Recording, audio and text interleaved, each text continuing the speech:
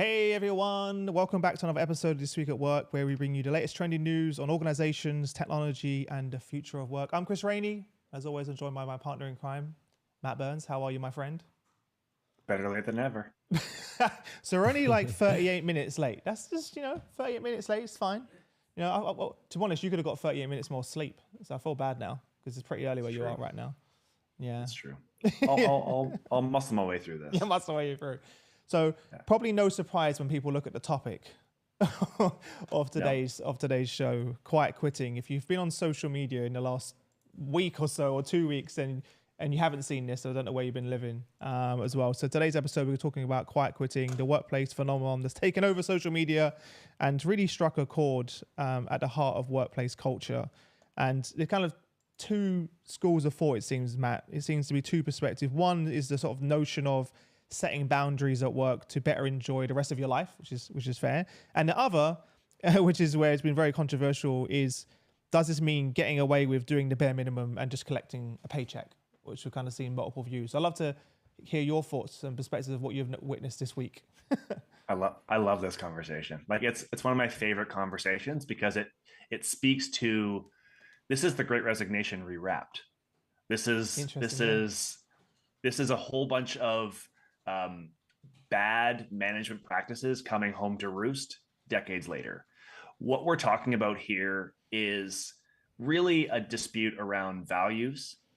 And it's not a surprise that this is a certain kind of archetype of person who is evangelizing, let's all come back to work, let's all get back in the office. It's not good for productivity. People are lazy. Like there absolutely is that voice. But Chris, I think you and I would agree the facts don't actually bear that out as being the majority. The Yeah. vast majority of individuals, employees, and then individuals that are kind of in the tertiary believe that work-life integration, work-life flexibility is an essential requirement in the 21st century in a post-pandemic landscape. And Chris, I mean, that's just not me saying it. There's the stats back it up. So Harvard, an article that you and I reviewed this last week, did a study of 13,000 individuals and 2,800 direct reports and asked those 13,000 individuals essentially two questions. The first one was they wanted them to rate their manager's ability to balance getting results with showing concern for people in the organization and in the workplace. Where does their manager, where does their organization fit on that continuum? Second question they asked was, how would employees rate the extent to which the work environment causes them to want to go the extra mile?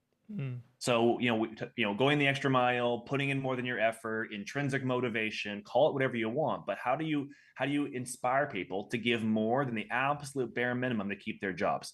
We've been having this conversation for as long as I've been in HR.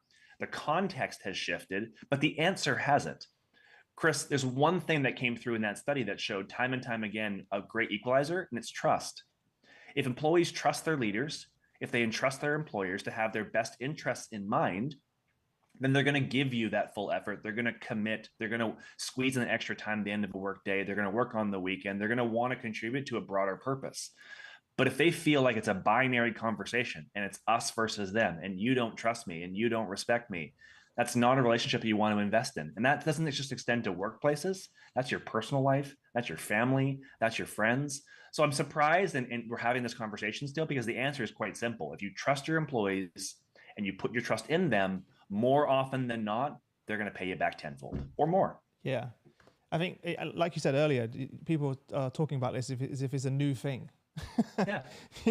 This has been going on for a long time. We kind of, as you said, there's a new wrapper that's been added onto it as well. But have you been surprised though at the mixed responses that you've seen out there on social media from different influencers, leaders, celebrities? Everyone's jumping on the bandwagon. Are you surprised? No, I'm not, because it's a very personal issue and it cuts to the core of people's personal values. So for some people, the idea of being in the same room, co-located, you and I being in the same place, they carry that with a lot of value, a lot of currency. That's really important to them because that's the frame in which they assess value. Being in the same room has a higher value to those individuals than you and I being digitally enabled. But the fact of the matter is, Chris, that's not the perception of all of their workforce. And for younger generations, this largely becomes a generational conversation. And I'm painting a broad stroke, but for younger generations who are much more comfortable with a digital interface for communication, The idea of not being in the same room isn't seen as lesser than doing something digitally. Chris, you and I've met each other, what, 3 times in our lives? Yeah. Yeah. I've known you for 5 years, and you're one of the people in my life that I most appreciate. It has nothing to do with the fact that we don't live in the same city. Yeah. So I think it's a mindset shift, but I think when people share their opinions, I'm not surprised. It speaks to the broader wiring in terms of how they assess value, how they build relationships, and what they find that's important. And they're right or wrong, except that the vast majority of people, that same study I referenced, Chris, when you took the managers who employees felt did not extend trust, so managers who they felt didn't have their best interests at heart, it shouldn't surprise you to find out that in those cases, the results were quite staggering. Like, they had turnover that was 14%. So 14% of their employees were found to be quietly quitting, and only 20% of their employees are willing to give extra effort. When you contrast that with leaders that did have the trust of their employees, the numbers were staggering.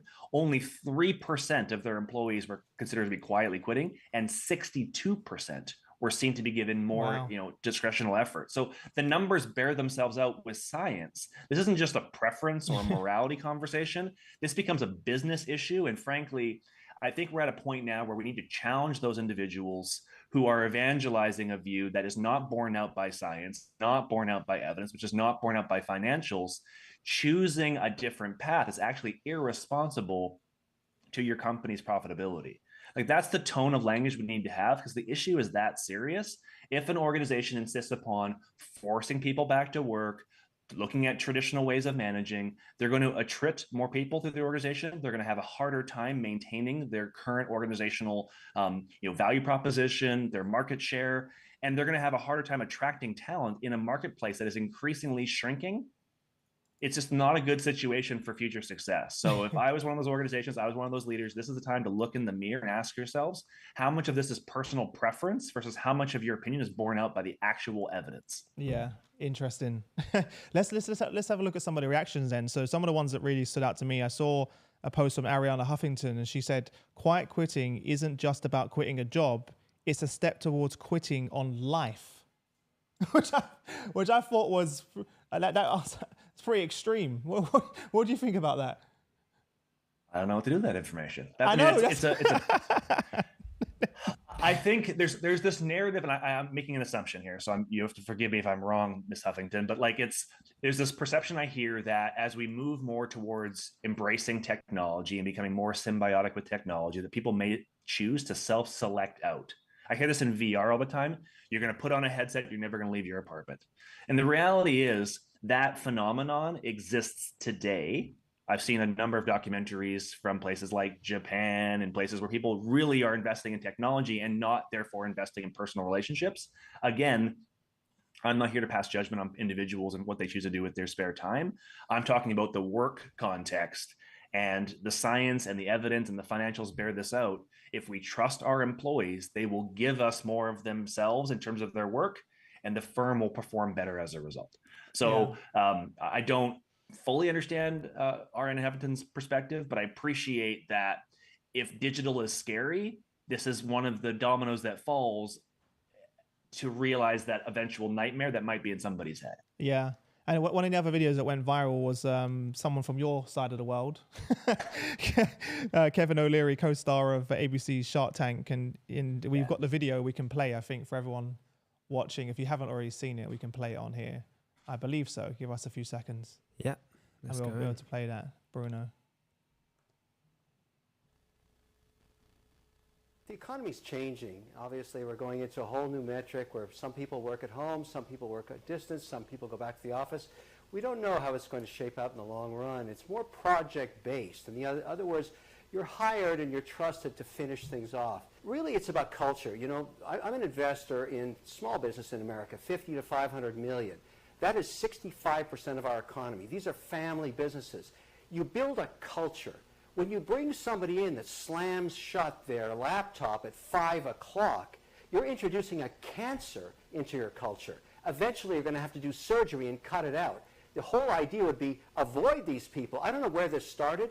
It's the worst idea I've ever heard, because it's against what we do in business. We try and build teams that work together to achieve something, set objectives and work together. It doesn't matter whether you're working anymore at 6 a.m. or 2 in the morning. You're just getting your job done. That's the freedom the economy's giving you now on a distance basis. Nobody's asking you to work 9 to 5. They're asking you to get your job done. If you walk in your interview and say, I only work from 9 to 5 and then I stop working, I can't wait to get you into my competitor. Help me find these people. This is like a virus. This is worse than COVID. That was pretty dramatic, first and foremost. He's kind of like making a point that makes sense, and then at the same time not. Like the idea of saying we should punish those people that want to shut their laptop at 5 p.m. is crazy. But at the same time, he's saying it doesn't matter when you do work, it's just about getting the work done. So he's kind of like contradicting himself a little bit within the video. I think the whole 9 to 5 thing, we've all agreed that it's not about the time you get to the office or when you leave. It's about getting the work done. It's about result. We all agree on that. But punishing those people that want to shut down their laptop at 5 o'clock and having that perspective, I think is pretty extreme. What do you think? Kevin O'Leary is our Piers Morgan. Yeah, so that is good context for you. That's the perfect way. It's a perfect analogy. So he tends to speak in hyperbole, and he does sprinkle in common sense, but there are some things that are meant to be headline grabbing and clickbait. He does that very, very well. Yeah. So I agree with you. I think the bulk of what he says carries weight. Work can be asynchronous. People have the flexibility to plug in and work when they want. I agree with that. I take personal issue with terms like cancer and it being compared to a worldwide vaccine that killed it's crazy. Hundreds of thousands of people. So I take issue with those comparisons in those cases. I also think that we need to respect the fact that not for everybody, work isn't their number one. For Kevin, it clearly is. Like Kevin has been known for and certainly has made a career and a lifestyle out of having a lot of professional success. And good for him for doing that. I have lots of friends who work is not even in their top 3. It's family, it's experiences, it could be their personal health. And for those individuals, I want to encourage them that if they can give their best work, and that means closing the laptop at 5 o'clock at night, okay, that's fine. I think it's more about, I think what Kevin is trying to say, and I'm maybe going to speak on his behalf in this case, is it's the sentiment of I only have to put in 8 hours and then I just clock out. Yes. I think that is, as a employee, I generally want to finish the things that I'm responsible for completing at the end of my workday. Because you want to, though, not because you have to. I think that's the difference. I want to. And if I can't, then I'll communicate with a stakeholder to explain why I can if it's impossible. But if I have to give an extra 15 minutes, 20 minutes, 40 minutes to finish something and get off my plate, I'm inclined to do that. But that's a choice that I'm making. Yeah. I shouldn't be penalized for not making that choice. That's the point. Yeah. I think another reason why this is booming right now is because of the last 2 years with the COVID. There's been a big focus on mental health and well-being, and I think that's also part of why this feeding into this. Do you think so? Yeah, I think it comes back to trust. Like I think this is a trust conversation, and I think that's a really tough thing to have. It's really hard for a business to say to somebody directly, "I don't trust that you're going to do your job." So what they instead say is, "I need you to come to the office 9 to 5." I think the trust thing is a really important piece. And as an adult, it's natural to get defensive and get your back up when your trust is called into question, particularly when you feel like you've been contributing to an organization and going that extra mile and working those extra hours or working on the weekends or committing to projects that you know impact other areas of your life. So when employees are already making sacrifices and their employer or their manager doesn't extend them that courtesy and that trust, that's where that goodwill starts to dry up and where it starts to become a requirement and not something they want to do because they're motivated to do that. You know, Chris, we've mentioned this before, this is not complicated, but it's really hard to do. When it comes to building relationships, the same article I referenced earlier gave 3 tips around how organizations and how leaders can build relationships with their employees. There's nothing here that's earth-shattering. The first one is show an interest in your people. Ask them how they are. Ask them how things are going. Show an interest in the individual beyond the task that they're completing and the job that they're sitting in. That's step number 1. Step number 2 is be consistent. If you're going to say you're going to do something, do it. If you can't do something, own it and just be consistent with what you say you're going to do. And the last one is expertise. So expertise in the role, expertise in the organization, expertise in as a leader, but people will look to you for some form of expertise. The Harvard Business Review cites those 3 examples as the fastest way for leaders to build trust, even in a remote, dispersed way. And I still think that if we ask ourselves honestly, some of us might be falling short in those areas. And those are things that we all can influence to address this problem. I think what I get concerned about, Chris, we talk about the great resignation or quiet quitting, is we all distance ourselves from the problem like it's somebody else's to solve. The reality is we're all in workplaces. We all have coworkers who might be quiet quitting. In the case of you and I, Chris, we are leaders and lead teams. We have a responsibility to ask ourselves, are we doing the right things by our people? It's a wake-up call, and a wake-up call that should spur some good inflection, some good reflection, and then ultimately some actions coming out of it. It's an opportunity. I think you're right. And even reading into this, I realized myself, I don't do a good enough job doing that.